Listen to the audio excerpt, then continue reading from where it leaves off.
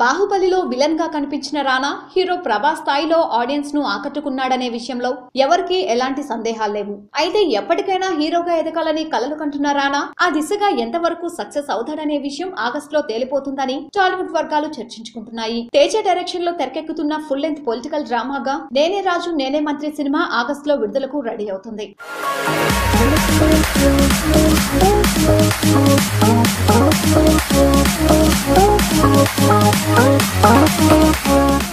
August 15 సెలవుల season లో ఈ సినిమాను రిలీజ్ చేయడానికి నిర్మాతలు ప్లాన్ చేసుకుంటున్నారు. బాహుబలి తర్వాత గాజీ సినిమాతో రానా సక్సెస్ కొట్టినా అది రానాను హీరోగా నిలబెట్టే సినిమా కాదని సినీ వర్గాలు అంటున్నాయి. రానా హీరోగా నిలదొక్కుంటాడా లేదా అన్నది నేనే రాజు నేనే మంత్రి సినిమాతో తేలిపోతుందని అభిప్రాయపడుతున్నారు. మొత్తానికి హీరో నుంచి విలన్ గా మారి మళ్లీ హీరోగా ఆడియన్స్ ముందు తన అదృష్టాన్ని పరీక్షించుకోబోతున్న రానా పరిస్థితి ఏంటన్నది తెలియాలంటే ఆగస్టు 2వ వారం వరకు వెయిట్ చేయాల్సిందే.